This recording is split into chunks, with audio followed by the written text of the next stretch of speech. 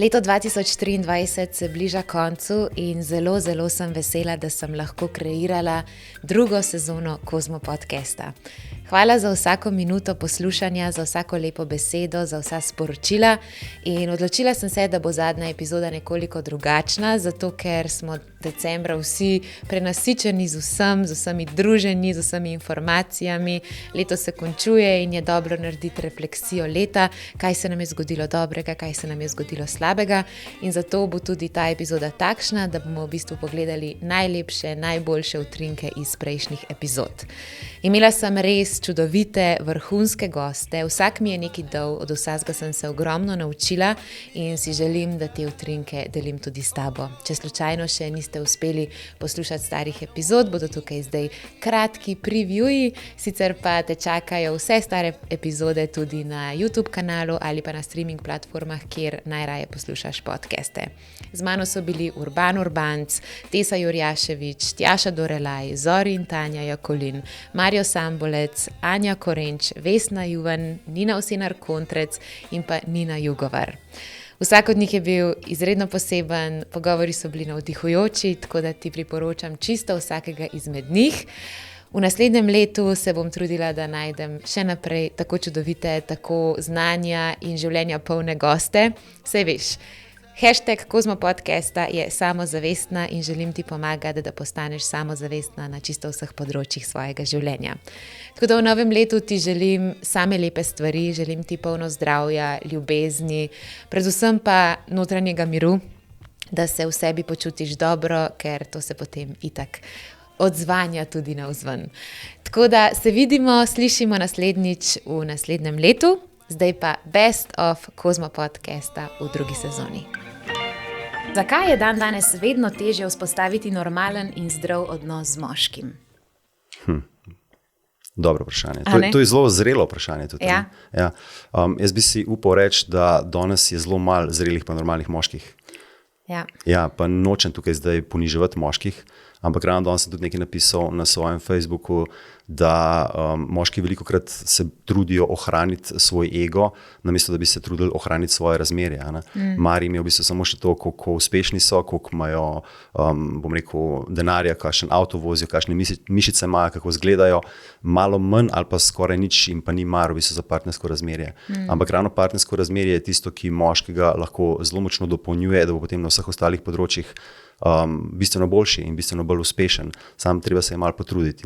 Zdaj, glede na preteklost, kako se je to dogajalo v zgodovini, je verjetno tukaj nimava časa govoriti, ampak moški so zelo nagnjeni k temu, da ne delijo tega, kar je v njih noter, ženske ste pa ravno nasprotno, želite deliti to, kar je v vas noter in potem, ko dva taka nasprotna pola prideta skupaj in ko ni nekega zavedanja, kot si ga omenila na začetku, tega samozavedanja, ki nekateri lahko tudi narobe razumejo kot pojem samozavesti, jaz ga razumem tako.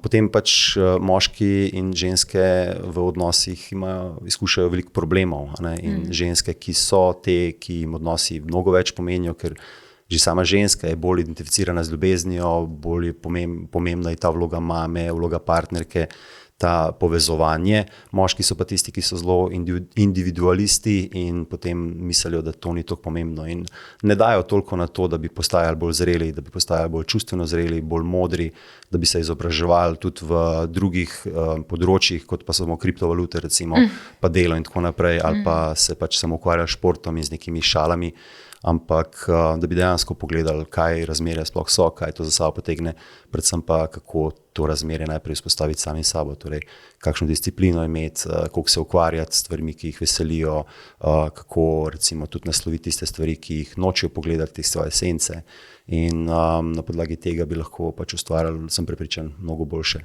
partnerske zveze s svojimi ženskami. Ja, pa tudi različno delujemo, a ne? Nek sem prebrala, da v bistvu ženske smo sposobne zaradi estrogena sedeti v svojih težavah in ne tako iskati rešitve. Mi rabimo najprej samo nekoga, da nas posluša, pol pa gremo v akcijo. Moški so pa takoj, kako lahko samo sediš pa jokcaš, tako rečeno, ne? Daj nared kaj. Mi pa včasih samo rabimo na začetku nekoga, ok, razumem te, prosim, pomagaj mi samo s tem, da si tukaj in da rečeš, ok, poslušam. Se mi zdi, da moški pa so tako iščejo rešitve, a ne? Mi pa mogoče včasih rabimo malo tudi to nežno plat moškega. Ja, mislim, veš kako, če bi pogledal malo nazaj, ne, če bi se obrnil najprej k principoma moškemu pa ženskemu, je ta moški princip tisti, ki je bolj identificiran s svobodo, a ne ženska pa bolj z ljubeznijo. In moški, ko ima nek problem, čuti, da je omejen, da je ukleščen v tem problemu. In to njemu predstavlja torej nesvobodo. In zdaj on skuša narediti vse, kar je v njegovi moči, da se bo iz tega problema izpel in da bo potem zopet svoboden. In potem on napačno predvideva, da je tako kot za njega, tudi za njegovo žensko. Ne? In se pravi, ko ima ona problem, bo on rešil njen problem, ji bo ponudil rešitev ali pa bo pomagal ji pač, da bo iz tega problema ven prišla in potem se bo ona boljš počutila.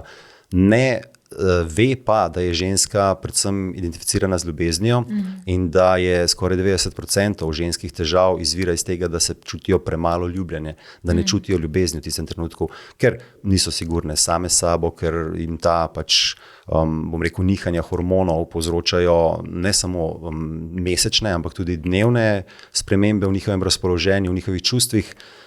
In velikokrat ni sigurna vase, velikokrat dvomi, velikokrat je negotova, včasih ji spodmakne tla pod nogami življenje in takrat rabi ona moškega, ki se na ta čustvena stanja njena ne bo odzval pretirano, ne bo skušal zbežati od tega, ne bo začel reševati tega, ampak bo v tistem trenutku pač stopil k njej, vanjo, jo objel, jo stisnil, ji dal vedeti, baby, vse je v redu, veš, tukaj sem zate, lahko govoriš z mano. In ko bo ona začutila to varnost, ko bo začutila v bistvu, da se lahko upre na njega, da on ni tisti, ki bo zbežal od teh njenih čustvenih neurij, bi tako lahko rekel, takrat bo tudi ona bolj zaupala in jaz verjamem, da ženske ste tako močne, da boste same znale velikrat rešiti probleme, da rabite samo nekoga, ki vam drži prostor v tistem trenutku, da zopet dobite to gotovost vase, to samozavest in se pač problemi sami po sebi velikrat potem tudi rešijo.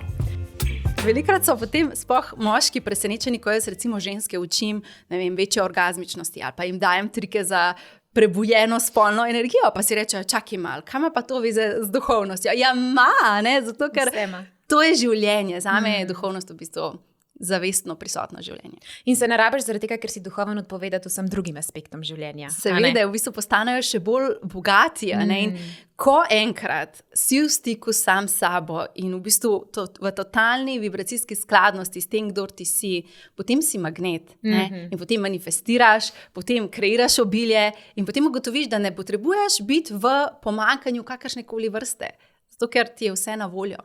Ja, in točno vsega tega se bova še dotaknili. Kreiranja, obilja, kakšno razmišljanje moramo imeti o denarju oziroma kaj nam lahko pomaga, ker pač ti imaš vse aspekte nekako, kakor to poštivane, ne? Se pravi, si uspešna poslovna ženska, se zavedaš same sebe, imaš neke svoje duhovne prakse in hkrati živiš normalno življenje. Žuraš, si s prijateljicami, uživaš in nisi samo zavita v eno haljo in meditiraš in to je to, kar počneš cele dneve. Pa nič narobe, veš, če je kdo to zanj skladno. Jaz sem ugotovila, da ne gre za sodbo, da je nekaj boljše ali slabše. Gre za to, da se moraš povezati s tem, kar s tabo vibrira.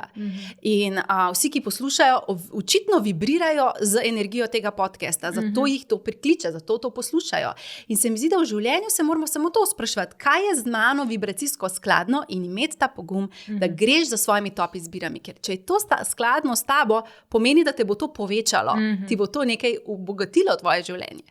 Ja, recimo, ti si že zelo daleč na tej poti, a ne?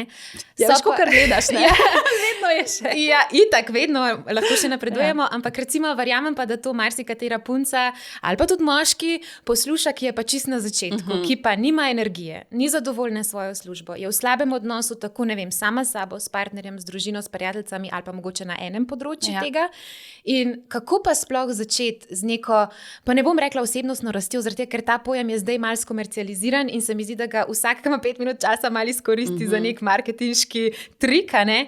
Ampak kako dejansko najdeti ta stik sama s sabo? Recimo, meni je pomagala meditacija in od takrat naprej se mi je dejansko vse spremenilo, zaradi tega, ker ti v tem tempu non-stop samo hitiš in nekako se predajaš toku, ki pa ni mogoče čisto tvoj. A ne? In zdaj, kako pa nekdo, ki še ni meditiral, ki se še ni podal na nobeno duhovno pot, ki še nič ne ve o sebi in kaj si v resnici sploh želi in je nezadovoljna sama sabo, kaj bi ti predlagala kot nek prvi korak? Je absolutno meditacija, ne? To, kot si že sama omenila, zaradi tega, ker kaj v bistvu moramo narediti. Mi smo naprogramirani tako, da ves čas živimo od kože na ven, se pravi, zunaj sebe, po programih tega, kar so ti doma rekli. Takole je prav, takole ni prav. V šoli so to rekli, tam je to tako rekli, gledaš filme, poslušaš pesmi in pobiraš informacije iz zunanjega sveta, kako je prav živeti življenje. Ampak nihče ni ti. Nihče ne ve razen ti. In kar moramo narediti, je vzpostaviti duhovno prakso, da pridemo noter, da začnemo slišati. Ker velikrat potem mi reče, ampak Tjaša, jaz ne vem, kaj si želim, jaz ne vem, kako naj do tega, kar si želim, pridem. Je seveda ne zaradi tega, ker je naš fokus na ven. Prva stvar, začni obračati fokus na vznoter. In seveda, če si ti 90 let živela izven sebe, ne boš v enem dnevu prišla not, pa se zavedala svojega poslanstva, pa kreirala z lahkotnostjo, pa ustvarjala božanskega partnerstva in svete spolnosti. To je proces, življenje je proces in v bistvu jaz vedno rečem, ko je tvoja duša prihajala na ta planet, je rekla, ful dober, jaz grem zdaj v ta Luna Park doživeti, ful fajn, si se zmenil z drugimi dušami, daj ti prid, pa mi daj to lekcijo, daj ti prid, pa bom jaz tebi dala to lekcijo. In potem padaš dol. In potem se te zdi, kako je življenje težko, kako je vse naporno. Zakaj mora biti lihijoč čez to? Ja, ampak v bistvu za tvojo dušo je to Luna Park doživeti, je to, super, to bom izmojstrila, tega se bom naučila. In v bistvu na koncu dneva samo drugega pospremljamo nazaj domov. In to je k sebi. In v bistvu to življenje je samo eno od življenj naše duše, kjer so nam dana izkustva, doživetja. In v bistvu vse, kar se ti zdaj dogaja, to, da živiš zunaj sebe, v redu je, očitno je del tvoje dušne poti, da se v tem življenju vrneš nazaj k sebi. In kako je nekako sprogramiran cel ta naš življenjski koncept, je, da v življenju se ti bodo vedno zgodile situacije, ki bodo tebe tako malo podrezale, kje si, daj pet nazaj, ker v bistvu višja zavest želi, da si ti v stiku sama s sabo, ker samo na tak način lahko ti živiš svoje poslanstvo, lahko doprinašaš v svet. In v bistvu ne se obsojati, če si zašla, ne se obsojati, če imaš en težek odnos. V redu je, očitno je to tvoja duša potrebovala, zdaj pa samo, kako lahko pridem nazaj, vsak dan se vračati nazaj. In to je zame osebno najmočnejša praksa, je absolutno meditacija. Zelo lepo je tudi napisano v knjigi, ko rečeš, da imaš vedno, ko delaš izbiro, dve možnosti. Ali izbereš strah, ali izbereš ljubezen. In mi se mi zdi, da smo včasih zelo vstopali, pa ne samo v partnerske odnose, ampak tudi v službe. Ne vem, smo se preselili iz nekega strahu. Ti si rajš ostal doma pri starših, ker te je bilo strah, najemnine so drage, ne vem, če bom lahko sfurala. Recimo, ostal si v partnerskem odnosu, ampak jaz ne znam biti sama, zakaj bi šla? To je lažje, kljub temu, da vem, da to ni zame. Pa recimo služba, ampak to so redni prihodki, biti recimo SP, to je pa neredno, to pa nikoli ne veš, kaj bo, to je pa vrtiljak. In pri meni je bilo vedno tako, da kljub temu, da sem čutila, jaz si želim več, jaz si želim boljše, jaz si želim nekaj, kar je bolj zame, sem doživela tako v enem takem strahu, kljub temu, da sem se recimo že zgodaj odcepila, pa vse, ampak sploh mogoče, kar se tiče tudi službe in takih stvari. Vidim zdaj razliko, ker sem par stvari opustila, pa zamenjala, pa začela iti res v svojo top izbiro, kot ti rečeš, da se potem priložnosti kar nekako pojavljajo. In tukaj bi se pa rada tudi dotaknila obilja.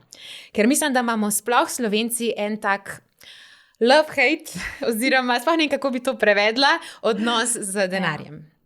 In sicer mi mislimo, da mi hodimo v službo zato, da dobimo denar. Jaz bom mogel delati zato, ker drugače ne bo nič denarja. Ampak mi se ne znamo v bistvu vprašati, kaj jaz znam, da lahko v svetu dam. To pa ti zelo lepo razložiš v tej knjigi. Ja, bi povedala še malo več na to temo. Seveda. Najprej se dotakniva poguma in top izbir. Se pravi, v življenju vedno, ko izbereš, se zgodi posledica. Se pravi, ko ti izbereš nekaj, se odprejo vrata. Mi pa velikokrat čakamo, naj se najprej zgodi priložnost. In čakamo, da bo najprej denar. In čakamo, da bo najprej prišel partner. In čakamo, ne zavedamo pa se, da če ti čakaš, ti nobene energije tega ne daješ v polje. Se pravi, s tem, ko pa ti izbereš, jaz bom to naredil in narediš korake proti temu, se tebi začnejo vrata tam odpirati. Zato je pomembno imeti ta pogum, pa ne sam čakati, ker zemeljski je tako, ne vidim, odkje bo vir obilja prišel, ne vidim, odkje bo partner prišel, ne vidim. Pa se ne rabiš ti videti. Ti se rabiš vseeno predati in skočiti skale dol v morje in reči, lej, grem. In ko ti greš, ko ti izbereš, a je to nova poslovna pot, a je to, da greš v odnos, ki ti mogoče te je strah iti, ker si bila v preteklosti ranjena, pa si rečeš, ne, dam si priložnost. V bistvu vsakič, ko izbereš svojo top izbiro, to, kar je v tistem trenutku najbolj vibracijsko skladno s tabo, se ti odpre novo polje doživljanja. In sama, ko sem jaz začela kanalizirati, jaz sem takrat ravno doštudirala marketing in mene so vabili, imela sem opcije za službo. Ampak jaz sem vedela, da to ni moja top izbira. Jaz sem vedela, da moje poslanstvo je kanalizirati. Veš, koliko ljudi mi je takrat rekla, da je Tjaša, to je malo čuden, to je neutepljivo, ljudje te bo imeli za čudno, kaj se boš tem ukvarjati, s tem ne moš ti služiti denarja. Ne? Meni se takrat sploh ni šlo za služenje denarja. Meni je bilo tako, to je moje poslanstvo, jaz rabim biti v tem poklicu, zato ker sem poklicana za to, da to počnem. In sem delala druga dela, zato da sem lahko suportirala to moje delo na začetku, ker enostavno se na začetku seveda nobeden ne ve zate. Ampak zadej, energija zadej ni bila, to bo posel. Energija zadej je, jaz imam ta dar, lahko prinesem jasnost, to moram jaz dati svetu. Ker enostavno čutiš tako močno silo, da si prišel s tem namenom. In jaz sem bila pogumna in verjemi. Enkrat moram prav povedati, organizirala sem meditacijo za moške. In prijavil se je samo en moški. In jaz sem poklicala mojega očeta, mojega bratranca, moje prijatelje moške in sem jim rekla, lepo prosim, pridite na ta dogodek. Jaz bom speljala dogodek tudi samo za tega moškega, ampak bo malo neroden, če bo on sam tam. In vsi moji prijatelji in družinski člani so seveda prišli, ker so me hoteli podpreti. In potem pridemo tja in tega moškega, ki je bil prijavljen na meditacijo, ni bilo. A res? In jaz sem vseeno speljala meditacijo. In kar jaz vidim zdaj v svetu je, da ko bom imela pa toliko sledilcev, potem bom pa jaz to naredila. Ko se bo pa toliko ljudi prijavilo na mojo delavnico, potem bom pa to. Ne, daj jajca pa jajčnike na mizo, pa pejt all in, cel pojdi noter, tudi če zdaj nobenega ni. In jaz sem vedela že takrat, jaz sem čutila, moja duša je prišla dosegati množice, ampak takrat je bila ena oseba, pa še tista ni prišla. Ampak jaz sem se predala tej poti, zaradi tega, ker sem izbrala, tudi če zunaj še ni realnosti take, se jo moram še skreirati. Ampak kako jo bom skreirala, če se jaz ne bom vsak dan predajala? In tukaj vidim, da velikrat obupamo, ker hočemo takojšnje rezultate. Ja. Ni takojšnjih rezultatov, samo neka notranja sila je, ki te vleče. Zdaj pa, če ti delaš nekaj, kar je in, pa trendovsko, pa to ni tvoj izraz duše, logično, da ne bo motivacije. Da ti bo motivacija denar, da ti bo motivacija število všečkov. Ampak, ko se ti res zreš vase in začutiš, kaj je tukaj v meni, kar jaz želim dati ven, in stopaš na to pot, je motivacija ne zunanja, ampak je notranja. In enostavno to delaš zato, ker veš, da moraš to delati zaradi sebe. In v bistvu začneš delati to, začneš dajati v svet in je potem ena oseba in druga oseba in tretja oseba in potem, poglej, zdaj imam razprodane dvorane, po več tisoč ljudi pride na dogodek. In zdaj si rečem, hvala Bogu, da sem imela pogum in toliko let nazaj, zdaj že več 12-13 let, si rekla, tudi če me bodo imeli za čudno, jaz moram slediti temu. In v bistvu potem pride obilje in potem pride uspeh in potem pridejo vse prepoznave, ampak na tej točki pa tega sploh več ne rabiš več prepoznave, zato ker si ti to delal zaradi sebe. In zato je pomembno, da sledimo svojim top izbiram, tudi če jih okolica ne razume. Saj jih ni njihova duša prišla v telesati, ti si jih prišel v telesati, zato ti to tako močno čutiš. In v bistvu, kar se tiče denarja, narobe razumemo denar. In sicer mi, kot si rekla, hodimo v službo, zato da zaslužimo, zato da bomo pa živeli življenje, ki se zgodi po službi. Se pravi, čakaš na vikend, čakaš na popoldneve. Narobe. Zato ker, in to se zdaj dogaja v svetu, ena taka močna, zelo močen dvig zavesti. Planet Zemlja gre iz 3. dimenzije v 5. dimenzijo, kar pomeni, da gremo iz tega preživetja, iz tega strahu, se pozigujemo v ljubezen. In je vprašanje, kdo sem jaz in kaj jaz lahko dam svetu. In ko začneš dajati svetu, se ti vrača ne samo denar, blagoslovi, številni blagoslovi.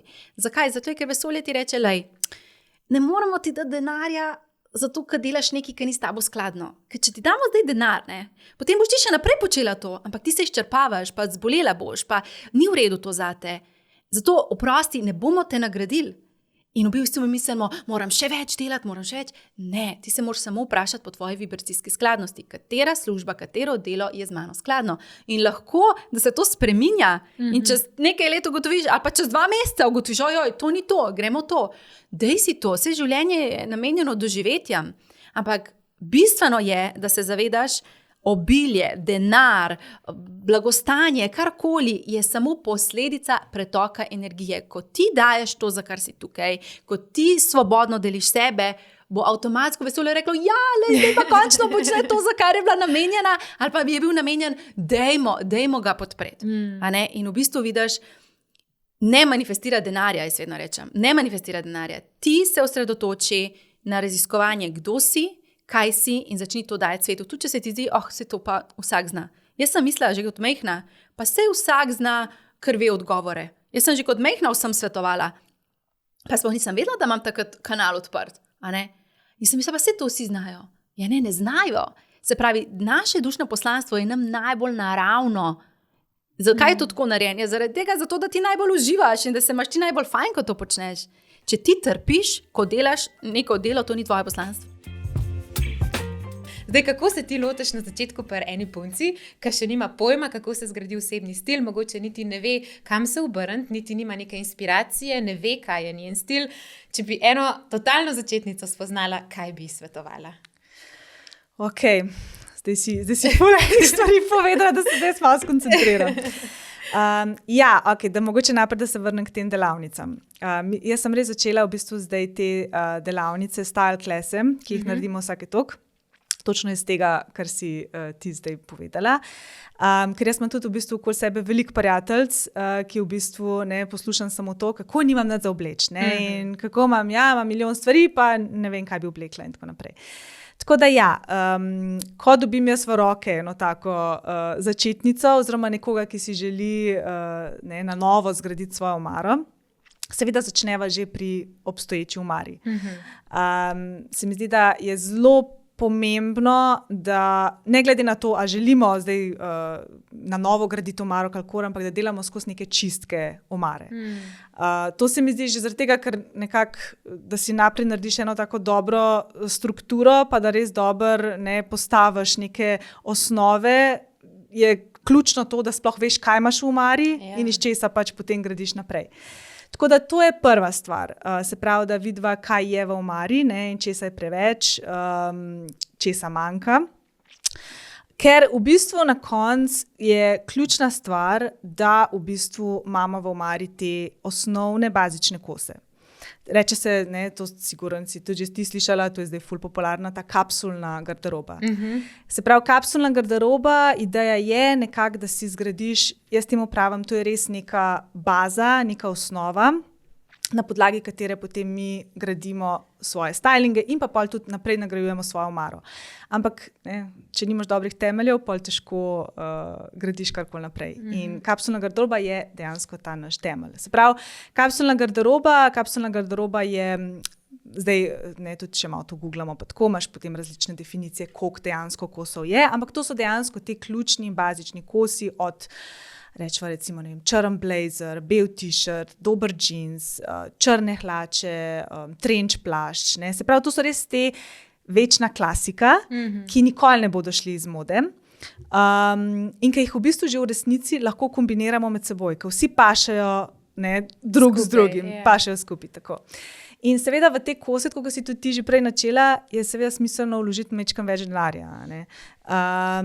Ker jaz tudi tako, jaz mislim, da naša omara ne bi bila razdeljena, tako rečemo, 70-30. 70, zdaj sem tako malo bolj uradno zvenim, ampak tako, veš, kako je tudi recimo kar pri prehrani, zdaj smo ful poslušali ta 80-20, se pravi 80 si kao pride, 20% pa potem grešiš, čeprav meni tudi to ni čisto všeč, da smo, ampak okej, in podobno je tudi pri našemu stilu, oziroma pri naši omari. Se pravi, recimo temu približno 70% ne bi bila ta osnovna kapsulna garderoba.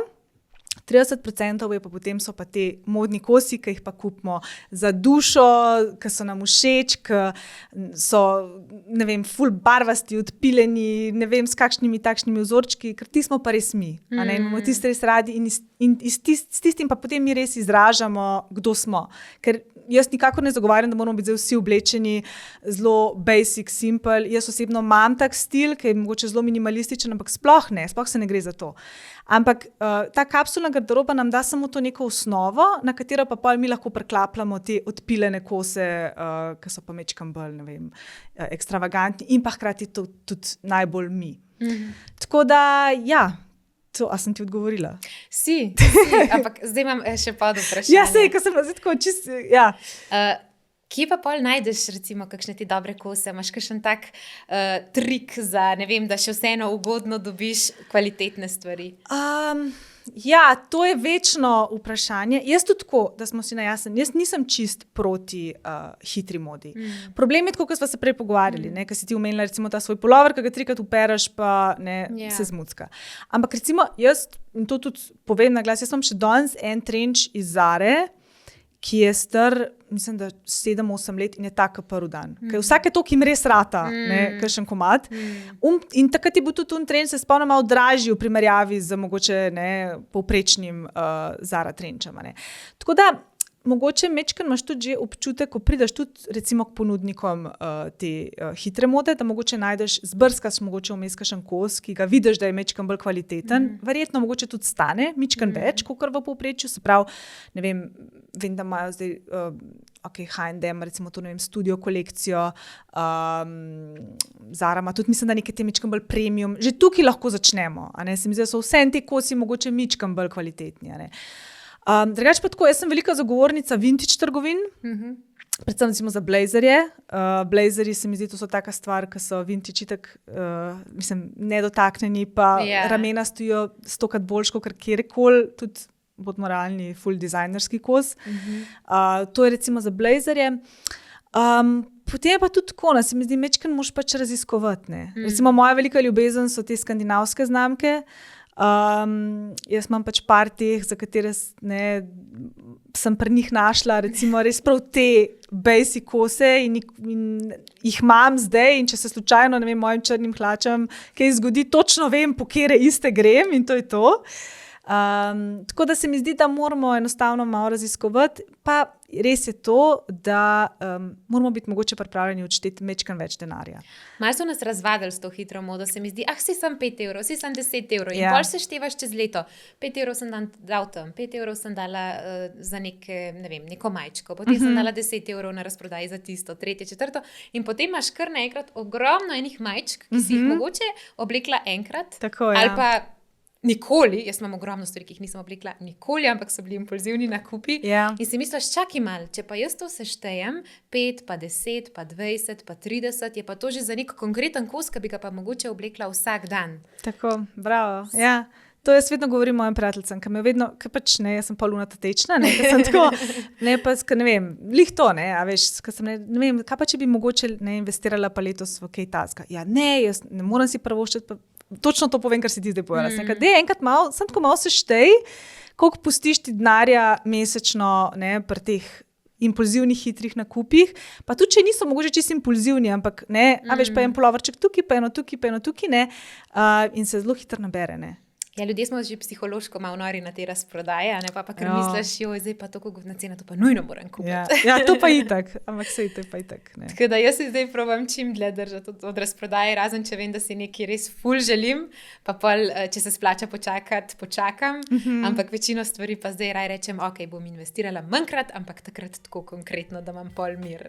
Ja, bravo. Zdaj bi se pa rada še malo dotaknila, kako graditi osebni stil. Se pravi, moraš pa gledati tudi na obliko telesa. Se pravi, ena ženska recimo bi rada poudarila nekaj drugega, jo mogoče motijo ali boki, ali ramena, ali karkoli, pa bi rada to ali malo prikrila, ali pa mogoče poudarila tisto, kar je za poudariti. Tako.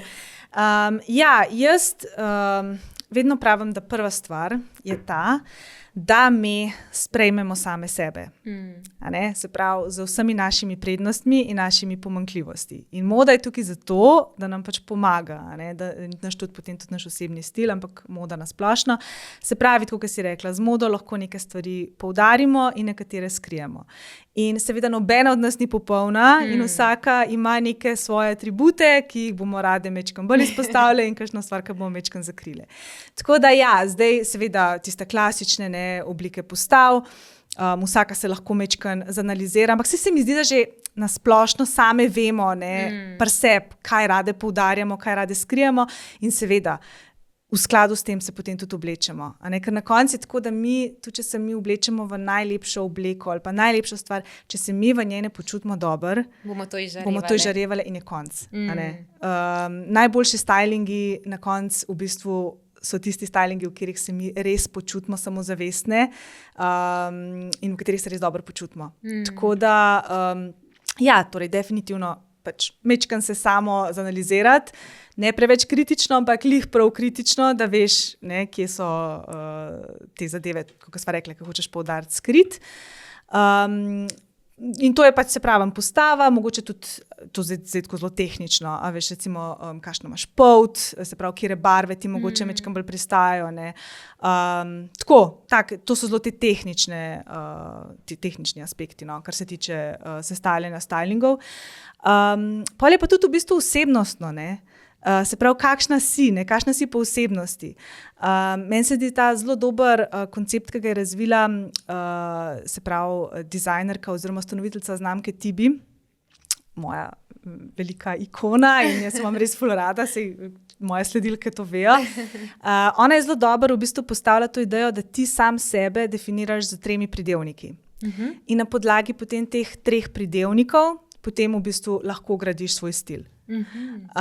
In izhajaš potem, recimo, ne vem, to smo se tudi na Style Classu pogovarjali, recimo jaz zase konkretno sem rekla, da sem v bistvu minimalistična, ampak to zdaj, pri meni je to tako mogoče malo bolj tako izpade, ampak ne minimalistična zdaj direktno na stil, ampak na splošno sem v življenju tako, mislim, moji prijatelji se malo zafrkajo, sem malo asketna trenutka. Veš, tudi, ne vem, tako, pri vseh aspektih v življenju sem bolj tako umirjena, minimalistična, potem je recimo drug moj pridevnik je, da sem zelo aktivna, se pravi, to pomeni, da moja moda mora biti udobna. Meni mora biti, jaz sem ful rada pač se premikam okoli, jaz se moram dobro počutiti, se pravi, visoke pete zame odpadejo, razen če je res ful, se pravi, sem superge v temu vibu, se pravi, meni mora biti udobno.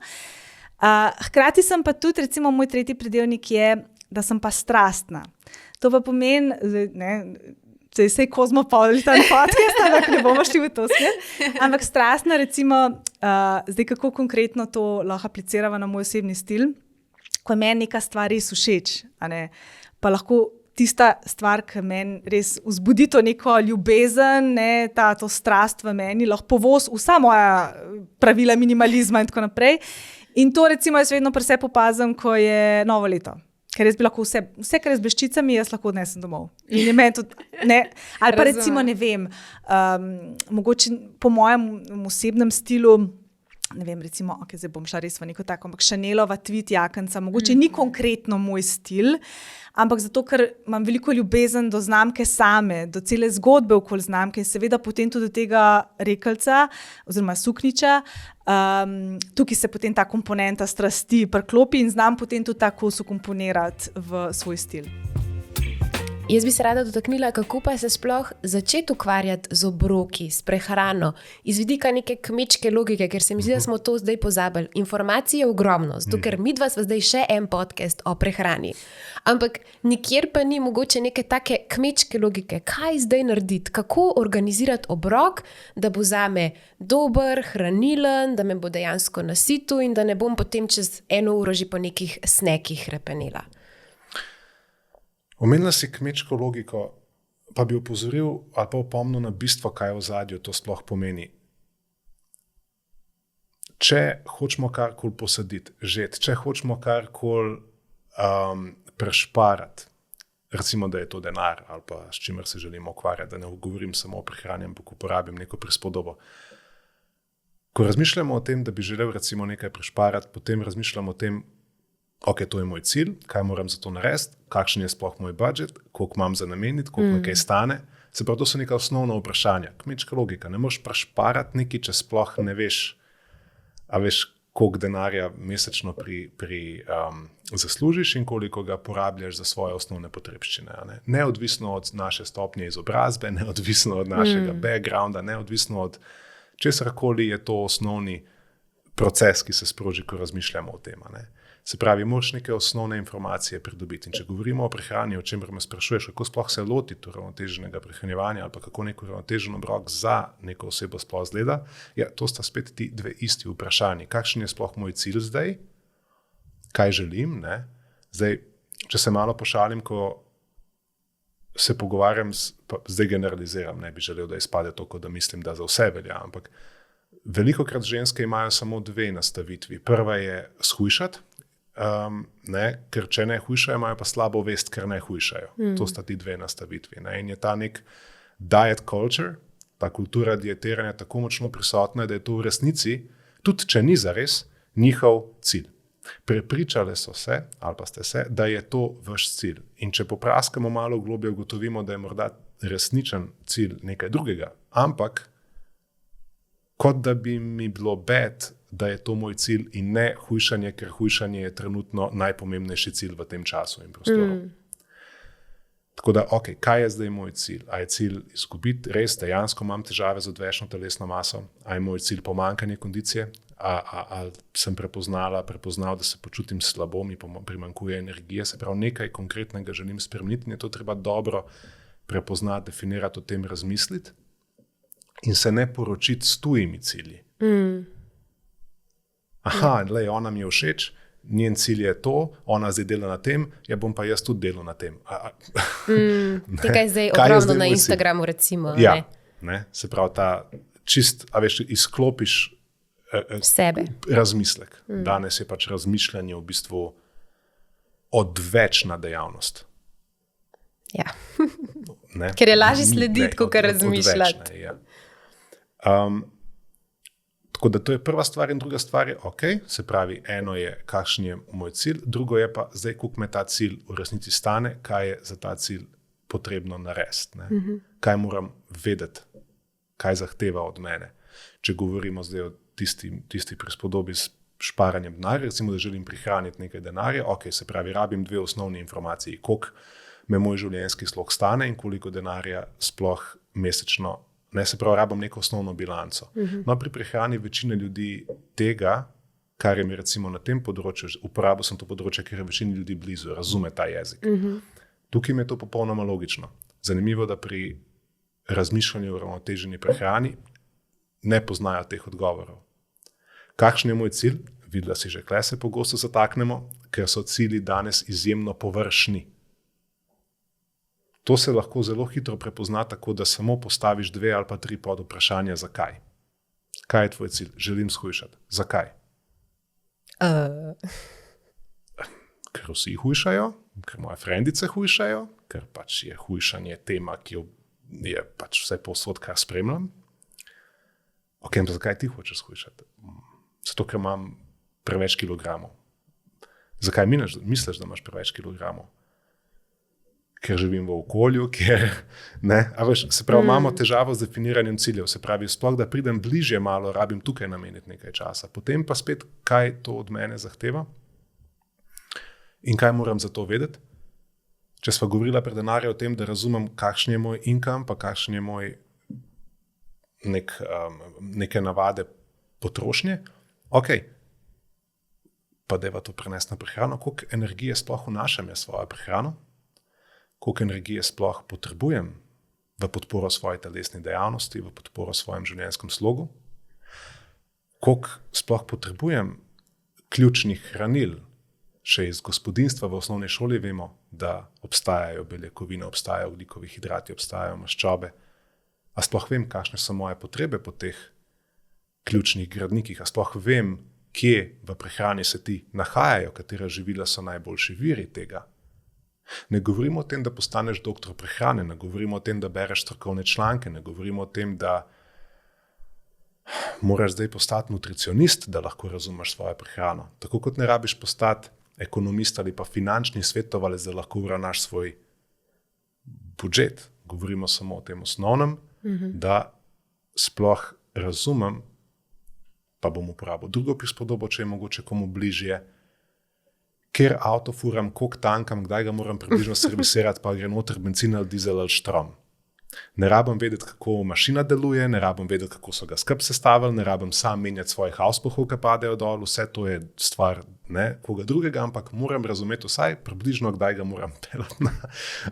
In tukaj imamo ta isti problem. Ljudje danes, bom s tem zaključil to mogoče ful predolgo misel, nimajo pojma, koliko energije sploh vnašajo s prehrano, koliko je potrebujejo, koliko energije sploh, kakšna, recimo pred nama imamo zdaj granolo, se pravi, če vzamem recimo 2-3 pesti tega, kaj sploh to zdaj pomeni, kaj sem naredil, kaj sem vnesel. In pa valjda, kaj nastopi takrat, ko nimaš pojma, kaj počneš? Slaba vest. Slaba vest je pač posledica tega. Ne? In to se zgodi, ker ne vem, kaj to zdaj zame pomeni, potem, če to pojem, imam slabo vest. Recimo, dam konkreten primer, ki se pogosto dogaja pri ljudeh. Imajo skozi neko slabo vest. Karkoli počnejo, imajo neko slabo vest. Tako da odgovorim, da se vrnem nazaj na začetek, kako bi se tega lotil po kmečki neki pameti. Okay. Kakšen je zares moj cilj?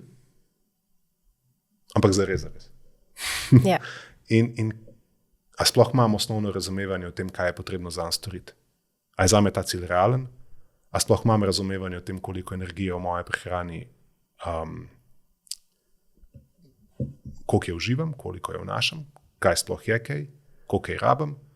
Te stvari je treba nasloviti. Vsaj osnovno razumevanje tega. To ne pomeni, da moraš zdaj odpreti MyFitnessPal oziroma neko drugo aplikacijo, pa vsako kalorijo noter vnašati, pa iti zdaj iz nimam pojma, kaj počnem, do mikromenedžiral bom vsak aspekt svoje prehrane. Samo nek osnovni pregled nad tem, kako menedžiram tako kot svoj finančni budžet, kako menedžiram svoj energijski budžet in imam sploh vsaj osnove pri prehrani poštimane. To. Če začnemo tu, potem odpirajo se nam vrata zelo, zelo, zelo na široko. Potem lahko v bistvu gremo v kjerkoli smer želimo. Če štekam, kaj počnem, potem lahko prilagodim prehrano v smeri izgube, pridobivanja, vzdrževanja. I'm the boss of it. Jaz lahko počnem, kar želim. Če nič od tega ne počnem, sem jaz v bistvu žrtev svojega lastnega neznanja o prehrani. Potem me bo odneslo tja, kamor bo veter zapihal. Nad vetrom vpliva nimam jaz, ampak v bistvu v večji meri socialni mediji, družba, okolje, v katerem se gibam. In potem sem ujetnik svojega neznanja in je posledica tega konstantna slaba vest, tesnobnost, anksioznost. Realno je moja krivda, ker sem bila v avtu, ker sem šla, ampak mi nikoli noben ni naprej vrgel, kaj si pa šla, kaj pa nisi tako, zakaj si pa tako, ne, vedno sta ne sodelovala, nimate kje sodelovati, ampak da mi nista samo to naprej metala, da smo v bistvu samo reševali dano situacijo, če je bil problem, smo rešili, če je bilo pa dobro, vse smo pa tako uživali skupaj.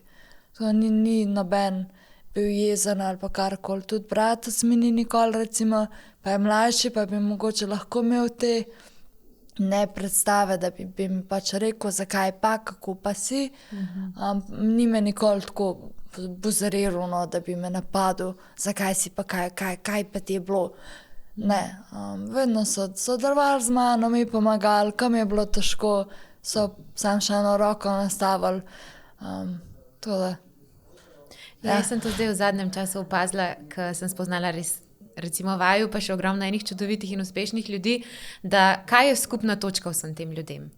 Da ne gledajo nazaj, ampak samo rešujejo dano situacijo. In jaz tudi se trudim recimo tako, da vsako jutro pišem hvaležnost, zato da se že zjutri nacentriram na kaj je v mojem življenju dobrega. Pa pride kakšen dan, ko se ti vse sesuje, pa si imel prejšnji dan tak, da bi si žile porezal, ampak zjutri si tako, wow, ampak danes mi je pa, ne vem, roža zacvetela, včeraj mi je pa, ne vem, sem pa svojo najljubšo čokolado pojedla, pa je lahko ena taka tok banalna, mehna stvar, ampak zdaj sem zaradi tega, zaradi ene mogoče take mehne prakse opazila, da če imaš tako nacentrirano glavo že zjutraj, vsaka težava, ki pride, ne vem, pa včasih crkne mikrofon, pa se ne snima kamera, pa se ne vem, zadnjič sem imela recimo prometno nesrečo, ker se je en zabil vame, sicer nič ni bilo hudega, hvala Bogu, ampak ker ni bila taka hitrost, ampak mi je pa razbil cela vrata, ne?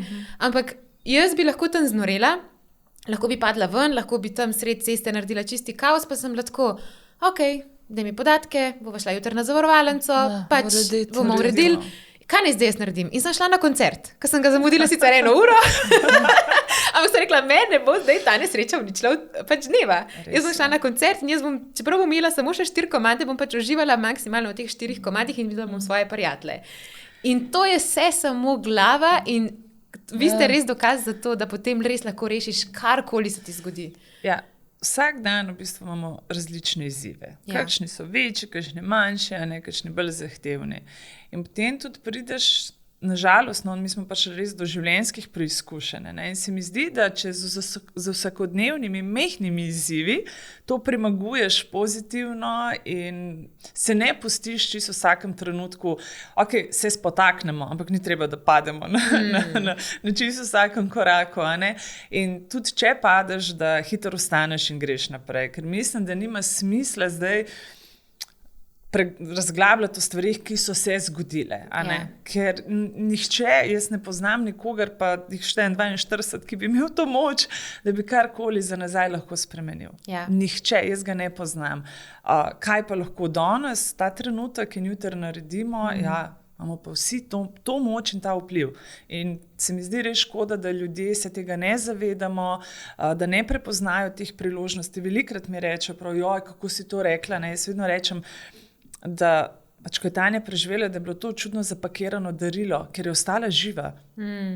Jaz sem res hvaležna, ker smo imeli v bistvu to pot in da lahko nadaljujemo, kaj se mi je zgodilo. Ja, se je kriza, ampak veš, mi smo imeli material, mi smo lahko delali naprej. Kaj, če tega ne bi bilo? Kaj bi pola? Tako smo pa lahko. In seveda sem bila hvaležna za vsak dani trenutek, za vsak premik, za vsak milimeter, ki se je zgodil. Potrpežljivost pa vse. Se spomnim, kot mehni punčki sem vedno delala pika, pikica, ti si lepa slikica, dolgo ušesa, kratek vrat, po glavi si kosmat. In ves čas, ko je bila v komi, sem s koreografijo, seveda. In jaz sem to njej ves čas delala, tudi kaj spala, skozi pika, in potem enkrat je samo dvigala takole prst. Sam takole. In jaz sem vedela, da ona ve, da bo. Sem pač čez čas.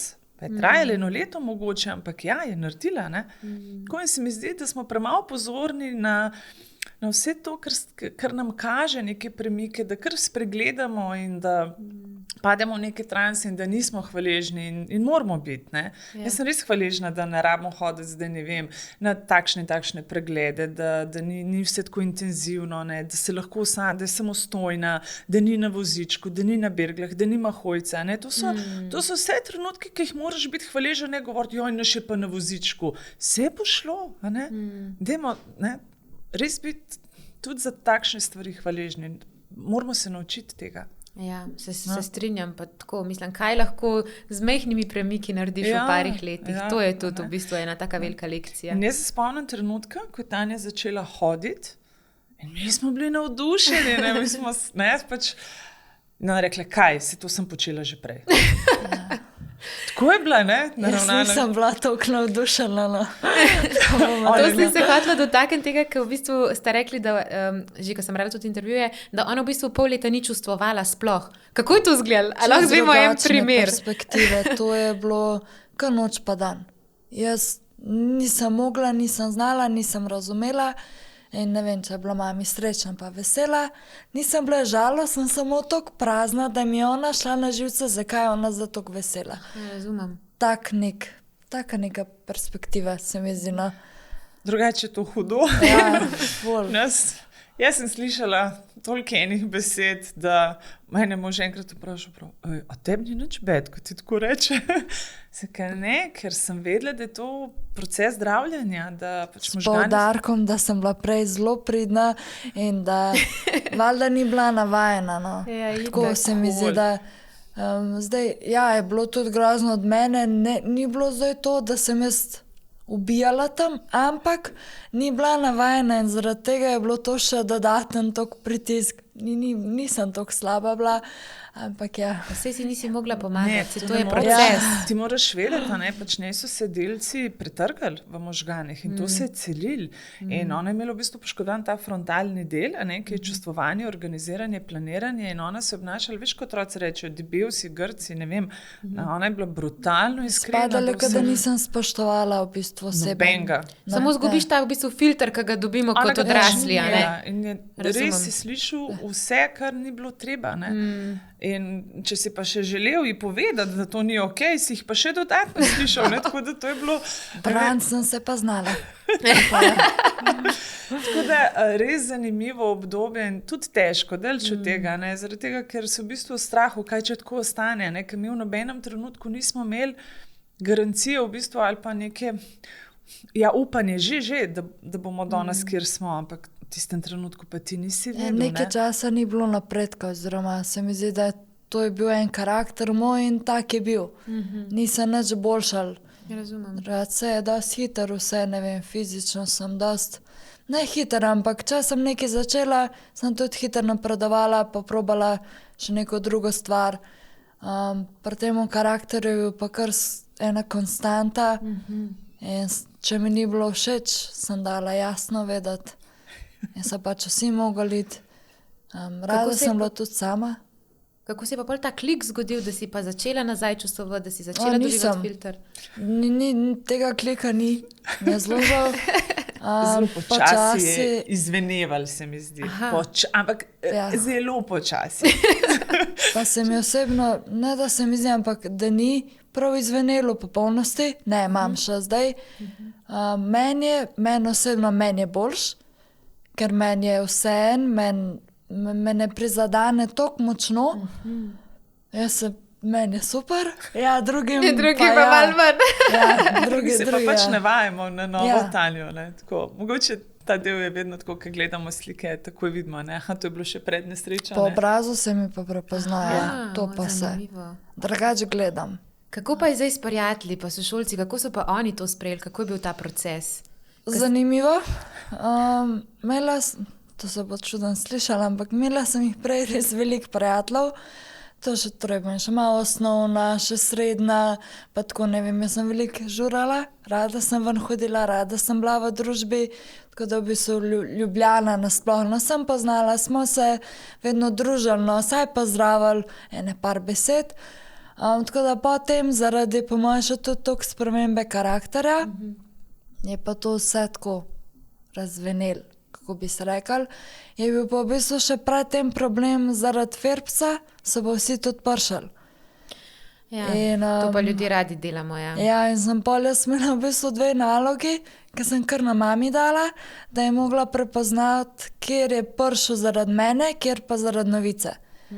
Tako da pol v bistvu ne en teden se mi zdi, so pač še prihajali, potem je pa tudi prekinila. To sem bila še nezavedna, to sem bila še v komi, da si pol prepovedala obiske, oziroma jih zelo zožala, torej na res te bližnje, ki jih je bilo pa res 5, 6, še takrat 2 sošolca, oziroma sošolka pa sošolc, pa še ene prijatelji iz morja, ker smo v Savudri kampirali, oziroma v prikolici, to da še s tem sem imela, pa torej srednje, tako nekako. Ja, pol jih je ostalo v bistvu nekaj zdaj korektno, 5, da jih je ostalo. Ampak se že to je veliko, če je res 5, praviš, imaš že ogromno življenje, se mi zdi. Sam je res tako obrnjeno, včasih pol, ko se malo začneš zavedati, kako pa kaj, ko veš, da ne vem, je prišla sobota, ko nisi imel kaj za delati, si poklical, pa bil zunaj v istem momentu. Pa ne vem, zdaj je pa sam 5, pa ta ne more tam, a tisto tega ni, in en še tudi ne more, ali pa ne vem, spi se mu ne da, pa ostaneš sam doma, pa je tako malo drugače. Ampak seveda zaradi tega mojega razmišljanja, da je bilo meni vseeno, hvala Bogu, ni to toliko vplivalo name. če nekdo pač ni imel časa, ne vem, sem bila kar ok, no, sem se pol malo bolj vse posvetila, pa mogoče, ne vem, veliko sem reševala stvari, pa sem pol mogoče še 1 uro podaljšala, da sem bila bolj zmatrana, da sem se vlekla in šla spat. To je bila pa sreča, v bistvu spet ena taka. Da si se toliko utrdila, v bistvu ti zdaj nič noben več ne more. Da mi ni bilo hudo, ker jih ni, no. Se ne spomnim, da bi jaz so bili obdobje, sem razmišljala kdaj, ampak ni pa, da bi jaz, ne vem, kakšno solzo zdaj spustila ali pa da jaz ne bi mogla, ne vem, razmišljati zaradi tega, da bi bila ful slabe volje. Ne, to pa niti ne, no. Sem bila v bistvu vesela, da sem bila glih na tej starosti, tej prelomnici, ki mi je malo jasen, da pač toliko prijateljev itak ne moreš imeti, ne. In sem bila vesela v bistvu, da jih je ostalo, pa da so ostali oni. Ta pravi. Ja, tako no. Super. To se mi zdi. Kako je bilo pa tik po nesreči to, ko ponavadi ljudi so res firpčni, pošiljajo SMS-e, kaj se je zgodilo, razne stvari se razširijo. Kako ste pa to kontrolirali? Ker takrat je najhujš pa najtežji, se mi zdi, sploh za starše pa bližnje, no. Res je, ja, jaz, ko sem prišla, v bistvu, ko sem enkrat stopila ven, to je bilo po moje 50 do 80 otrok od zunaj na urgenci stali. Ker je bilo 5 mladih v avtu in je to popolnoma razumljivo. Vsak je imel toliko in toliko sošolcev, prijateljev, skupnih.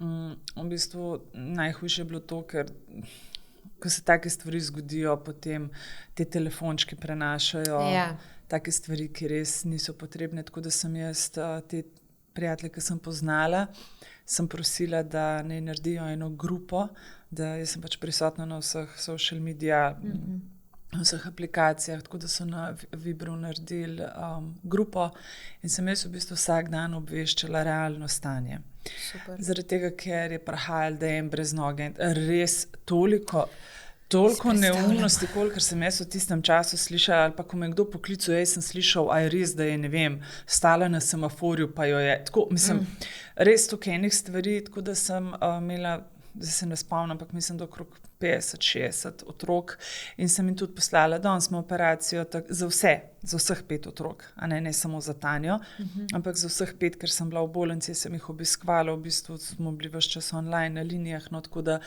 so dobili neke verodostojne informacije, tako da tudi če kdo kaj je rekel, je lahko, vem, da je ena rekla, ne, pa to ni res, Tanja mami je napisala, pa je šla prebrati. No, super. Tako da se mi zdi, da energetsko ni dobro tudi, a ne? Da toliko slabih novic kroži v teh otrocih. Jaz tega pač nisem mogla dovoliti, a ne?